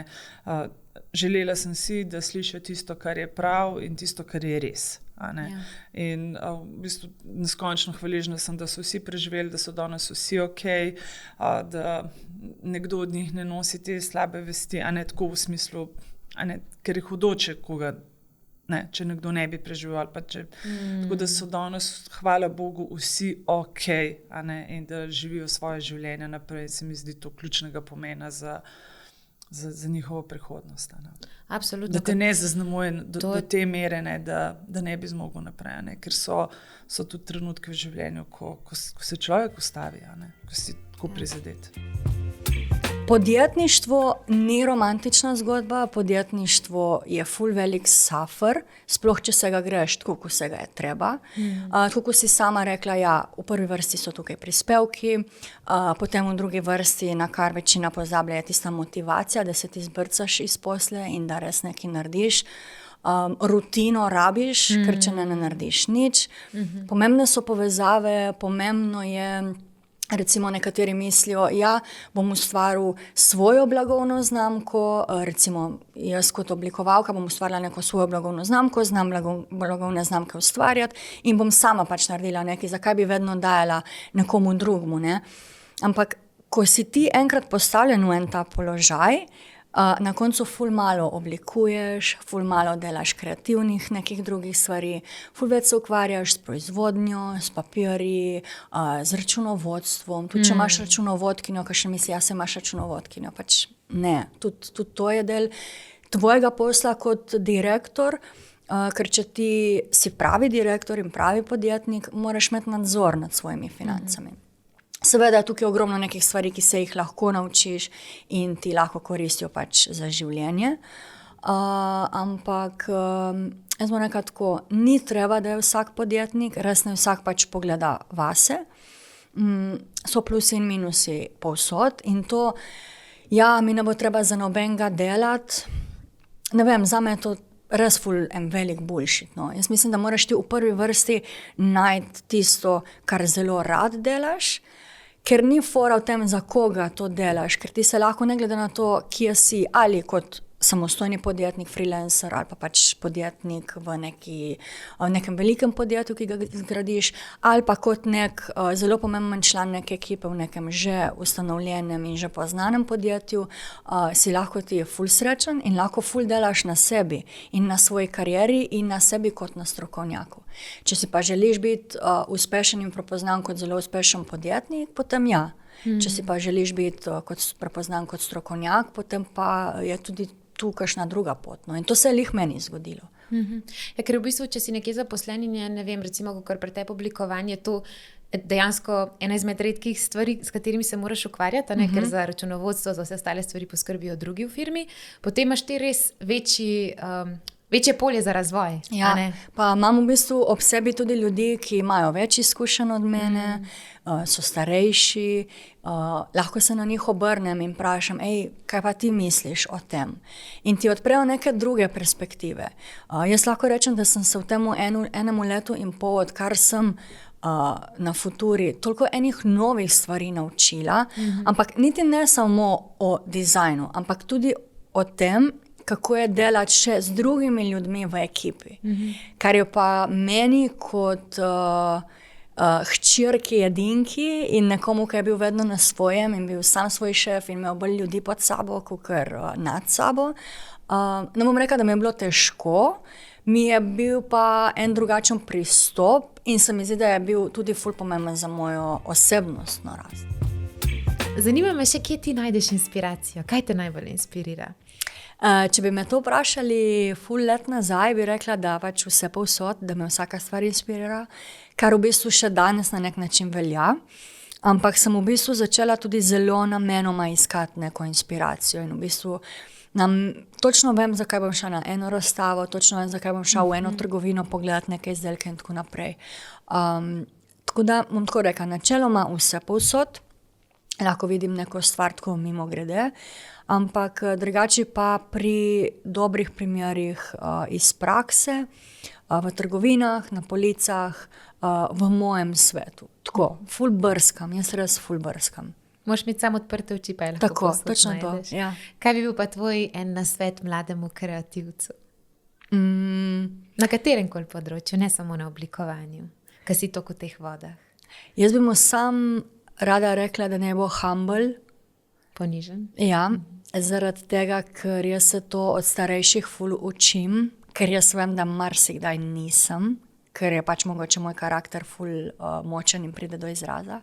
Ampak si želim, da bi lahko še ful bila, ker je to ful lepa človeška lastnost. In jaz mislim, da te ponižnost lahko pripelje zelo daleč. Ampak mlademu bi pa rekla predvsem zaradi tega, ker je še ful na začetku in ne ve vsega in naj se bolj začne zavedati, če se vse ne ve, kot če se vse ve. In drugi nasvet bi bil, naj si kupi en moleskin, eno beležko in naj se začne stvari gor zapisovati in ne vse imeti v telefonih, v ekranih in tako naprej, ker se bo na ta način tudi srečal sam s sabo skozi svojo pisavo in se mu bojo pač s papirjem, stikom papirja v bistvu neke druge kreativne možganske celice odprle. Sem se pa danes hodila dotakniti tudi moških, ker veliko žensk ima partnerje, imamo sodelavce, skratka v vsakodnevnem življenju non-stop sodelujemo z moškimi in oni si mislijo, ama spet menstro, zakaj je tako tečna, kaj se ji dogaja, a je ta čisto zmešana, ker prej, ko sem jo pogledala, je bilo še vse v redu, zdaj, ko sem ji pa kavo prinesla, je pa vse narobe, ker ona, ne vem, ne pije kave, noče kave, ne vem kaj. V glavnem, kako pa lahko mi ta naš cikel poenostavimo, pa malo tudi moškim predamo to znanje, da nas bodo razumeli, da nismo čisto zmešane. Ja, to je ful pomembno, zato ker moški, tudi če nima partnerke ali pa hčerke, se ne more izogniti ženski cikličnosti. Tako, kot si reka, samo v službi ti kavico prinese, ali pa pride na banki na okenček, ali pa v trgovini na blagajno. In evo, menstruacije so vse povsod. Ja, in PMS-ji so vse povsod. Tako da, ful je fajn v bistvu, če moški ve saj osnove tega, kako funkcioniramo. In tle bi zelo rada poudarila, da nismo vse ženske enake. Ne moreš, da si boš naštudiral eno, pa boš mislil, da zdaj pa poznaš vse. In tudi ženske se moramo tega zavedati. Ko vidim včasih, da so kakšne šefice, ki imajo zelo mile cikle, se pravi, da ni velikih nihanj hormonskih in tudi posledično ne velikih čustvenih odstopanj, pa mogoče so še naučene, da si ne smejo privoščiti čustvenih odstopanj, ne? In potem dobijo eno zaposleno žensko, ki pa ima ogromna nihanja in ki ima bolečine in ki ima res močne krvavitve, ne? In je tudi ne razumejo. Moški je pa itak ne more, in to se moramo ženske zavedati, moški nima svoje izkušnje cikličnosti. Ja, ne more razumeti v bistvu. Ne more, tudi če bi se želel potruditi. In dokler mu ne razložimo na način, ki ga pa lahko razume, nas ne bo razumel. Mogoče nas bo vseeno podprl, ker mu bomo razložili in fajn je, da mu razložimo zelo natančno, kaj potrebujemo takrat. Utrujena sem, ne pomeni nujno, prosim, skuhaj večerjo v moškem svetu. Ja, če hočem, da skuha večerjo, potem je stavek, a lahko prosim ti dan skuhaš večerjo, ker sem utrujena. Ne, samo utrujena sem. Mi pričakujemo, da bo oni kar razumeli, če mi nekaj rečemo, da bodo dešifrirali vseh naših milijon želja. In ne morajo, tako kot če mi moški reče, a veš, koliko je, ko se mi v 8 zjutraj testosteron dvigne, ne? A veš, koliko se počutim? Ne vem. Res ne vem. Lahko mi pa razloži skozi primere, ki so manj jasni. Zato sem napisala to knjigo Razumeti žensko misijo, nemogoče, ki je prav za moške napisana. Ker sem videla, da moramo uporabiti primere, ki so jim jasni. Ker oni včasih ful velikrat mi rečejo, Vesna, jaz ne verjamem, da se ženska ne more kontrolirati, ko ima PMS, noče se. Ja? In jaz pa rečem, ok, dajmo pogledati en primer, s katerim se pa lahko povežeš. Dajmo pogledati tvojo puberteto. Ja? Koliko kontrole si imel nad tem, da 24 ur na dan razmišljaš o puncah, ko so hormoni prišli v kri, ker to se pri nas zgodi, hormoni se zamenjajo. Tako, ko so se pri njih v puberteti. Ne? In so tako, bolj malo. Ok, koliko kontrole si imel nad tem, da se ti zdijo starši in vsi starejši od 20 let prastari in totalni idioti? Zelo malo. Ne? In tako potem počasi dojamejo, da ko se hormoni zamenjajo, se lahko tvoj cel svet spremeni, tako ko se je njim spremenil. In nam se to dogaja vsak mesec. In ko to enkrat dojamejo, so tako, ok, to pa ni lahko. Ne? In tle potem lahko imamo pogovore o tem. Zdaj, zgodovinsko gledano je zelo veliko tega v bistvu, da moški nas itak niso razumeli, mi se nismo razumeli, tako da jim nismo mogli razložiti. In je bilo zelo veliko enega nasilja nad nami, fizičnega.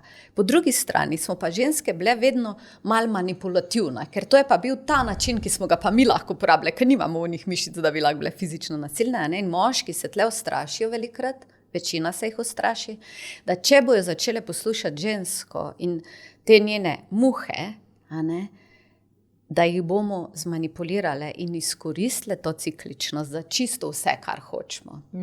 In tle je res nujno poudariti, če se začnemo pogovarjati o cikličnosti in o tem, kako me lahko podpreš, da ženske ne uporabimo tega zato, da ga res manipuliramo in da dobimo vse, kar hočemo, zato ker danes imam PMS, pa mi moraš dati. Tako da to je to opozorilo ženskam, da če želite, da vas bo partner podprl, potem mora biti to fair play in mogoče veste, da si ne morete zaupati niti same sebi takrat, ne? In če je to res, mu tudi to povejte. Ali pa mu damo celo, čeprav to ni mogoče dobra ideja, da mu damo pravico, da me vpraša, a je tole res zaradi cikličnosti, ali je to zato, ker veš, da ti bom zdaj ustregel. Pa bom pol najbolj znorela, če mi to reče takrat v PMS-ju. Ampak tle mora biti res igra z odprtimi kartami, ko se začnemo to jedeti. Zdaj, zakaj je za moške v redu, če vejo? Ravno zato, da mi ne bo nosil rož pa kave takrat, ko ni čas. V TEDx govoru sem govorila o tem, kdaj prinesti rože ženski, pa kdaj jo pelati na dopust, zato da se ima imela oba dva full fine. Se pravi, Ko enkrat moški ugotovi, na kak način podpreti žensko, in ko ugotovi, da živi 4 različnimi ženskami, v enih primerih s 5, ker je ta jesen tako zelo dvolična, da sta v bistvu tle 2 ženske, in da je z vsako fajn ravnati drugače, se odprejo 2 stvari. Ena je to, da ima res bolj zadovoljno žensko, ki ne bo nergala. Ja, če je ženska podprta, tudi če se sama zna podpreti v tem PMS-ju pa v menstrualnem času, ne bo rabila nergati. Če bo malo po malo zdravila v PMS-ju to, kar ji ven seka, ne bo rabila. Čez 10 let bojo te stvari več ali manj pozdravljene in PMS ne bo več tako močen. Druga stvar, ki se pa tle zgodi moškemu, je pa, da lahko tudi sam začne v sebi iskati različne moške. Ker kaj naredimo do 30, 40, že vemo, kdo smo in pol to furamo dalje. In razen, če se zaljubimo, takrat postanemo princese in princi za nekaj časa. Si ne dovolimo več teh, tudi moški, si ne dovolijo več teh različnih moških živeti. In zdaj, če moški ve, da jaz v enem obdobju rabim princa, ki me bo pelal ven, pa bo seksi in mi bo dajal komplimente, na primer. In če on v tem obdobju začuti, da jaz bi pa zdaj tole vadil, a ni to lepa kombinacija. No, pa ker smo ravno pri ženski pa moški energiji, dajva se dotakniti še, kako ženske dojemamo spolnost in kako moški dojemajo spolnost. Ker si zelo lepo v knjigi predstavlja to kot en obisk. Aha, ja, se pravi, fizično sta telesi drugačni pri ženski in pri moškem. In zdaj je že tudi čisto znanstveno dokazano, da žensko telo rabi veliko več stimulacije kot moško telo. Tudi če se navlažimo, to ne pomeni, da je telo pripravljeno na obisk. Bom povedala od začetka to zgodbo. Se pravi, zgodba z spolnostjo ali pa s penetracijo, rečemo tako, ker spolnost je veliko bolj široka, je taka, da ženska sprejme nekoga v svoj dom na obisk, v svoj center moči v resnici, ker maternica je njen center moči in tle se v bistvu moški spolni ud dotakne vhoda v ta center moči. Ja, v to, kdo ona v resnici je. Eni pravijo, da je v maternici shranjen sveti gral. Tako da moški je prišel v moj dom na obisk. Ja. In zdaj, če pogledamo, če nekdo pride k meni na obisk, koliko imam jaz dela s tem v primerjavi s tem, če jaz grem nekam na obisk. Če jaz grem nekam na obisk, ne rabim prav veliko. Kupim mogoče čokolado ali pa kavo, da imam nekaj zraven za nest, malo pogledam, če sem v redu in že lahko grem. Se pravi, no big deal. Ko pa pride nekdo k meni na obisk, pa če je to pomembna oseba in ponovadi spuščamo tle skozi spolnost vse pomembne osebe, pa ni sam, da si malo takole naredim, pa čokolado odprem. Ja? Tle je pa veliko več, tle pa pogledam, je stanovanje v redu, kaj vse imam za ponuditi, mogoče čokolada pa kava ni dovolj, tako, če grem na obisk. Tle je cel, kak sem jaz, a je prava energija v domu, mislim, marsikaj ženske tle pogledamo, predno nekdo pomemben pride na obisk. In je lahko to par ur drame, v primerjavi s tem, če grem na obisk, pa imam 2 minuti drame, da si pogledam, a sem v redu, pa vzamem čokolado. In tle je isto pri spolnosti in tega se je ful fajn zavedati, v bistvu jaz dobim obisk. Ja. In to ni kar takole na hitro, koliko drame je, če ti nekdo zdaj, če te jaz zdaj pokličem, pa rečem, ne vem, kdo ti je najbolj pomemben, ampak kdorkoli ti je najbolj pomemben, pride čez 2 minuti. Bisko. Panika. Tako da to je zelo fajn vedeti, po enih podatkih, ki so merili v bistvu, kako se telo odziva, bi naj ženska doživela orgazm, predno pride do penetracije. To bi bilo za telo najbolj idealno. In vemo, da se to ne zgodi tako pogosto, se pravi, zelo velikrat so ženska telesa čisto fizično gledano posiljena. Ja, sploh, ko moramo še kakšne lubrikante, se pravi, ki še niti ni spustilo tekočine in maziva, da bi reklo, ok, ready sem. Je to za žensko zelo velik problem. Jaz vidim veliko žensk v 40-ih, 50-ih, ko pridejo k meni, pa rečejo, celo življenje sem dovolila, da me moški posiljujejo. In zdaj ne morem več, niti enega več nočem spustiti zraven. In bi rada res apeliram na ženske, dovolj zgodaj odkrite, če se vam to dogaja, če je občutek, da tale obisk za moje telo ni bil najbolj dobrodošel. Ker strast nekako me prevzame, itak grem s to strastjo. Fajn je pogledati, kako je telo potem, ko je konc, ko več ni te strasti, ki bi me gnala, a ne? Kako se počuti. In veliko žensk, ko začne to gledati, reče, wow, moje telo ni dobro. A ne? In spet, tako, ko menstruiramo 30 let, po 30 letih take spolnosti, ki v resnici moje telo rani, a ne, je lahko velik problem. A ne? In malo žensk, na primer, ve, da se naša joni, se pravi joni je to zunanje sporovilo, da se naša joni, ko je pripravljena na vstop penica, odpre, dobesedno. Zelo malo žensk je to sprobalo z samozadovoljavanjem, kjer imamo malo več svobode, da se v gledalo gledamo in tako naprej, a ne? Da ve sploh, kak je občutek, ko je moje telo pripravljeno, ko maternica reče, pridi. Ja? In zelo malo moških pozna to razliko med tem, ko je povabljen, ali pa ko vrže vrata dol pa vdre. A ne? Tako da, tle dejte malo raziskovati. Jaz sem imela recimo en najbolj zanimiv primer v smislu tega odprta, zaprta jonika. Je bila ena ženska, ki sta se 6 let s partnerjem trudila zanositi, pa ni šlo, vse IVF-e, vse sta dala skozi, nikak. In potem je šla eni terapeutki, je rekla, ok, probam še psihoterapijo, pa da vidimo, ne? In ona jo poslala na moje delavnice. In takoj na začetku, že na prvi ali drugi delavnici, smo se pogovarjali v bistvu o tem odprta, zaprta jonija, ne? In je šla domov, in je tipo razložila in sta si ugledala, kako to zgleda, ko je odprta, ko je zaprta, kak je občutek. Tako, cel projekt sta si z tega naredila in tako proti koncu delavnice pride, se pravi 8 tednov traja, malo manj kot 2 meseca kasneje pride pa reče, Vesna, a lahko skozi malo jem zraven. Jaz tako rečem, ja, a si v redu? Reče, noseča sem. Kaj? Ja, in sem rekla, kaj misliš, da je to razliko naredilo, da prej 6 let nikakor, zdaj pa takoj iz prve, ne? In rekla, Vesna, takrat sem zanosila, ko smo s partnerjem to pogledala in smo ji obljubila, da nikoli več ne bo vstopil vame, brez da sem odprta. Wow. Z prve.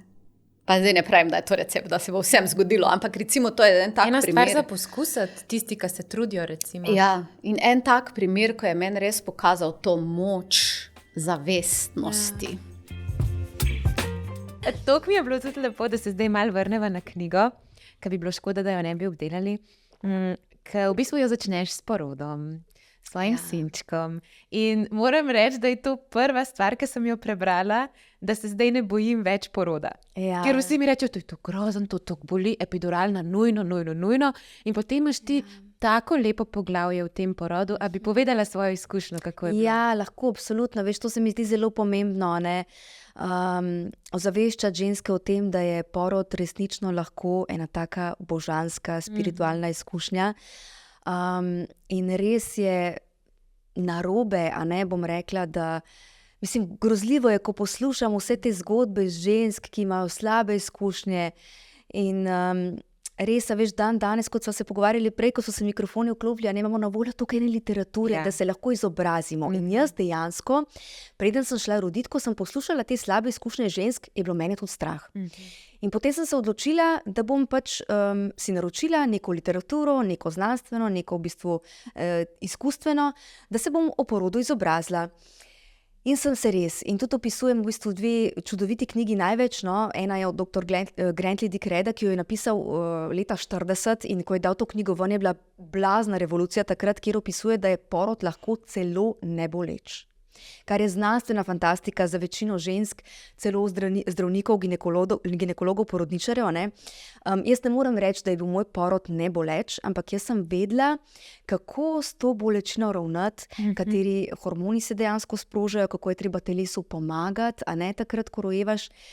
In tudi sem šla roditi na Jesenice, kjer je pač Eva Macun, predstojnica ginekološke klinike. V bistvu ona zelo spodbuja ženske k naravnemu porodu in tam so tudi v bistvu vse babice izobražene v to doktrino in tam te tako neskončno lepo sprejmejo, predvsem pa ti dovolijo, da si ti v stiku s seboj, da poslušaš svoje telo in te ne prisilijo rojevati v leže. In jaz sem res rodila v eni taki krasni sobi z eno lučko iz kristalne soli. Ob meni je bil moj mož, ob meni sta bili 2 čudoviti babici. Najprej ena, ko se je porod začel, potem sta se mogli zamenjati.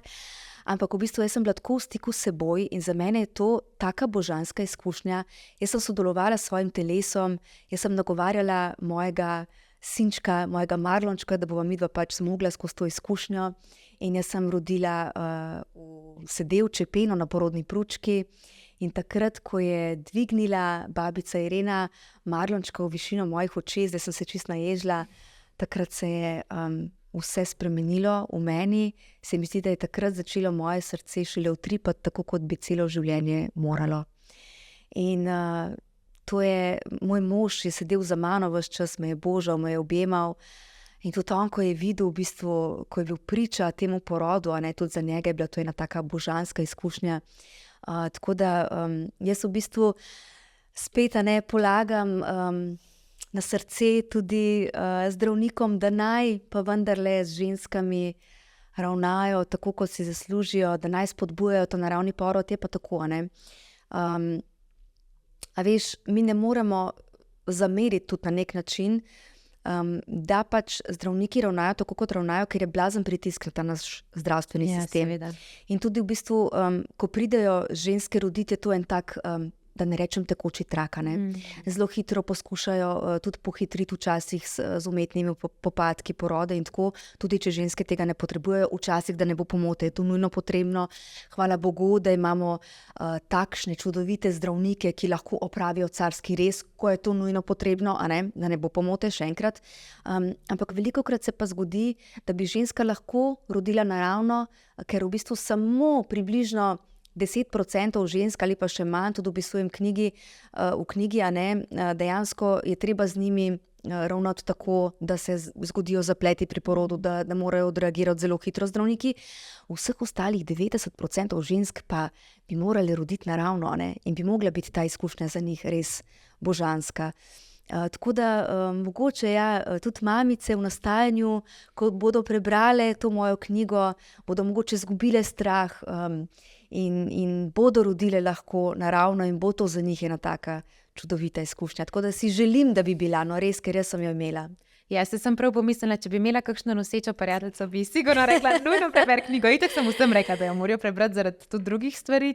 Ampak res, toliko nas je strah, ker same grozne zgodbe v bistvu slišiš. In jaz sem bila, dokler nisem knjige prebrala, sem bila mnenja epiduralna, sigurno, če bom kdaj rodila. Ni šans, da jaz to pretrpim, že tako me vse boli. Pa je škoda, to pretrpeti, to izkušnjo je škoda, ker je res to lahko ima nekaj najlepšega. Jaz mislim, da bi si mogla vsaka ženska v življenju porod zapomniti kot nekaj čudovitega, lepega, ne pa kot nekaj grozljivega in v bistvu pričakovati porod z neko anksioznostjo, z nekim strahom, kaj se bo zgodilo, kako bom rodila, strah me je, ker potem tudi telo je v krču in v bistvu ne more biti potem to lepa izkušnja.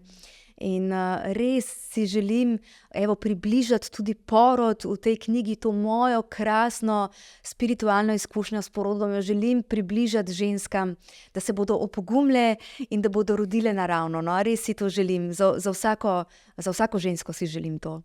Jaz sigurno bom probala, ko bo čas za to vprašanje, kdaj, ampak ko bo. Komu je pa sinček bolj podoben, tebi ali možu?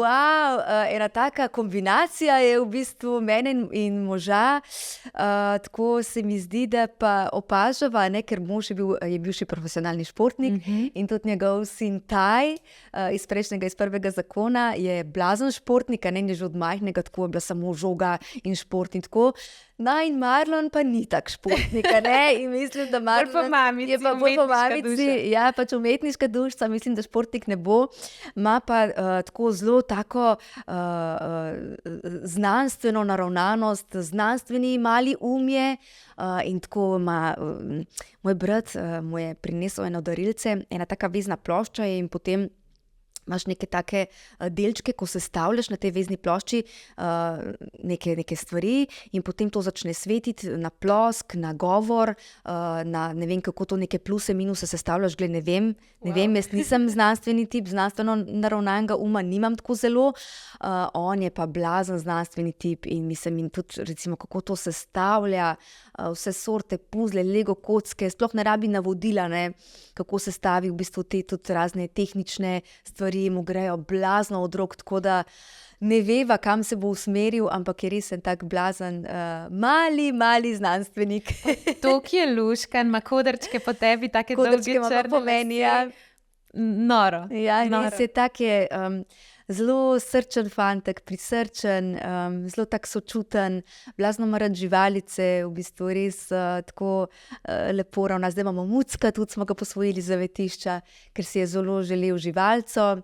In smo rekli, da kužka ne, ker je pač preveč dela, ampak da Mucka pa lahko imamo, no? Tako da smo ga res posvojili in je ta živalca tako res oplemenitila naše življenje. No? To pa verjamem, ker marsikaj sem poslušala zdaj o tebi, vem, da si velika ljubiteljica živali, tudi veganka si, pa zelo mi je všeč, ker imaš tak karakter, se mi zdi že od nekdaj, ker sem poslušala, da si na prvem izboru za Miss, ki si se potegovala, da si rekla edina, da ne boš nosila krzna. Ja, to je pa res, takrat je bil sponzor Krznar in vsa dekleta pač v finalu je bil en izhod, smo imela nekega maše, pa en šal, pa mislim, da neke rokavičke, ali kako je bilo, v glavnem je bilo krzno gor.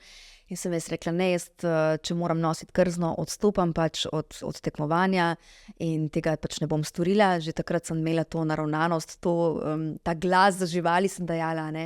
In sem potem bila edina od 12 tekmovalk, ki je nosila umetno krzno. Sem ji prav naredila umeten šal, umetnega maše. In zmagala. In sem zmagala, tako da mogoče tudi, veš, ta energija se je manifestirala, ne, da so vse te dušice, tudi živali, v bistvu, da so mi pomagale, da sem stopila potem na to pot in danes, evo, ko sem se pozdravila, bom spet velik glas za živali. Ja, se mi zdi, da če živiš sebe in če stojiš za svojimi načeli, da te življenje pač pripelje na pravo pot. Ja, res je. Kaj pa, ko si spoznala moža, si takoj vedela, da je to? Takoj, res. To je pa neverjetno, to je pa ena taka filmska ljubezen. On je tako en tak res postavljen človek. In se mi zdi, da šele takrat, ko si ti ena taka res postavljena osebnost, lahko tudi živiš en tak pristan, pravi odnos. In sem že prej povedala parkrat, pa bom še enkrat, da ga obožujem in občudujem. In je res velik človek in je tako dober človek, res dobrosrčen. Tako da nimam besed, ki bi ga lahko pisala. Jaz mislim, da v knjigi, ko si brala o njem, ne? Se sem rekla, da bi te vprašala, kako si se spoznala, pa sem rekla, ne, to ostane v knjigi. Ena stvar, ki jo še nisi delila na intervjuju. Nisem še delila, ja, res je, ampak tako posvečam njemu ogromno strani, no, kako sva se spoznala. In res, ko sva se spogledala, ne, tako v enem momentu, prvič pač, ko sva se videla, je bil to res en tak usoden, fatalni pogled in vedela sva, da naj bo povezal najini srci za celo življenje. Ja. Dajva iti na čiste osnove. Jaz mislim, da vseeno veliko žensk je glede na to, da je na tržišču toliko enih krem zdaj, da že na vsakem, ne vem, tretjem Instagram storiju te nekdo nekaj prodaja, ali kremo, ali serum, ali tablete za lepšo kožo. Skratka, se mi zdi, da je taka poplava, da pri vseh področjih življenja rabimo iti nazaj k osnovam. Ja. In da je dejansko mogoče bolj, da si neko dobro osnovo postaviš, kakor pa da 1000 krem kupaš, ki ti bodo čudežno pomagale, tako da se mi zdi, da si ti prava oseba, da jo to vprašam. Kje je sploh začet, ko se recimo pri 20-ih, ko počasi čutimo, da naša kožica rab kaj več, kot samo eno kremo, kje je sploh začet, s kakšno nego? Ja, no, ravno to, kar si omenila. V bistvu jaz v ambulanto dobim zelo veliko pacientk, ali pa tudi pacientov, ki so čisto zmedeni, ne vejo sploh v bistvu, kaj uporabljati, zaradi tega, ker so v bistvu zgubljeni v tej poplavi informacij, ker ja, na spletu, na socialnih omrežjih je v bistvu zelo veliko enega oglaševanja, in dejansko se včasih zgodi, da pridejo pacienti s celo vrečko izdelkov, in rečejo, pač jaz to uporabljam, ampak pač moja koža je samo še slabša. Tako da ja, v bistvu vse se začne in konča pri osnovah, in osnove so v bistvu zelo simpelno, če temu tako rečemo. V bistvu je osnovna nega kože sestavljena iz ustreznega čiščenja. Čiščenje je v bistvu zelo pomembno, ker karkoli potem mi nanesemo na kožo, če pač koža ni očiščena, ne bo pač ali zdravilo učinkovalo, ali v bistvu tista krema, ki pač želimo nek učinek od nje, ne bo v bistvu pokazala takih učinkov. Tako da čiščenje kože, recimo zvečer, je zelo pomembno, da se to očisti z ustreznim čistilnim sredstvom. Zdaj recimo pri ženskah oziroma pa tudi pri puncah mlajših, če uporabljajo že recimo kakšen make-up ali pa tudi kremo z zaščitnim faktorjem, se v bistvu včasih poslužujemo potem oziroma dostikrat poslužujemo dvojnega čiščenja, kar pomeni, da najprej odstranimo ta make-up pa kremo z zaščitnim faktorjem, potem pa v bistvu so še preostanek umazanije, še z čistilnim gelom ali pa pač neko čistilno peno. Potem je v bistvu zelo pomembno tudi vzdrževanje vlage kože. Na to se včasih kar pozablja, sploh recimo pri masni koži, velikokrat ljudje mislijo, pač jaz ne rabim neke dodatne vlage kože, ker imam itak že čisto preveč masno, ampak tle gre v bistvu za drugo vlaženje. Pač ljudje, ki imajo masno kožo, imajo zelo aktivne žlezde lojnice in producirajo v bistvu veliko loja, zaradi tega se koža sveti, ampak to ni isto vlaženju kože. V bistvu vlaga kože je v bistvu to, kar pač tudi telo rabi, se pravi vodo. In v bistvu vlaženje je v bistvu namenjeno celicam, da so bolj hidrirane in v bistvu vlažimo z različnimi vlažilci, ki se nahajajo v negovalnih kremah. Tako da je v bistvu zelo pomembno, da najdemo eno ustrezno vlažilno kremo, ki nam ustreza, ki jo bomo tudi z veseljem uporabljali, ker velikokrat se zgodi, da recimo je krema prebogata za nekoga, ki ima recimo masno kožo in potem dejansko ima občutek, da pač on ne potrebuje te kreme, ker mu naredi samo še neko težo na koži in mu ni prijetno, in potem tudi ne uporabljajo, recimo sploh fantje, recimo mlajši, mislim, to je tako... Jih je že tako težko prepričati. Ja, zelo, to je kar, tako imamo kar masažo, tako da pač je dejansko pomembno vlaženje in recimo tudi, kadar recimo zdravimo akne, so vsa zdravila, ki so v bistvu namenjena za zdravljenje aken, delujejo na tem, da zmanjšajo produkcijo sebuma, in koža je takoj v bistvu avtomatsko bolj suha, se lušči in to je v bistvu ta stranski učinek, ki ga večinoma potem tudi pacienti vidijo, se pravi to luščenje, lahko se pojavi pa tudi rdečina, če mi ne nadomeščamo potem te vlage. Tako da v bistvu vlaženje kože je zelo pomembno. Potem je pa v bistvu še ta tretji korak v dnevni negi kože, je pa potem seveda ustrezna zaščita pred soncem, ker v bistvu sončni žarki so nekako v 80% glavni povzročitelj staranja kože, in pa potem seveda na dolgi rok tudi, lahko nastane na koži kožni rak, tako da ustrezna zaščita pred soncem že kar, tako v času mogoče ene pozne pubertete, da se to začne nekako redno prakticirati, se v bistvu pa svetuje kot neka osnova. Potem je pa vse nadgradnja, pa vse v bistvu, kar recimo se lotimo, ali je to neko targetiranje pri aknah, ali to so neke hiperpigmentacije kasneje, ali je to nek anti-age, to so pa potem vse v bistvu dodatna nega, ki se pa potem izvaja v obliki nekih aktivnih učinkovin, ali pa potem kasneje tudi, razni postopki, ki se, izvajajo v dermatoloških ambulantah, recimo, Ok, zdaj si ogromno enih informacij dala, bom mogoče samo šla še malo globje v vsako od njih. Se pravi, pri dvojnem čiščenju imamo dva različna. Se pravi, prvi je ponavadi, kot jaz vem, oljni.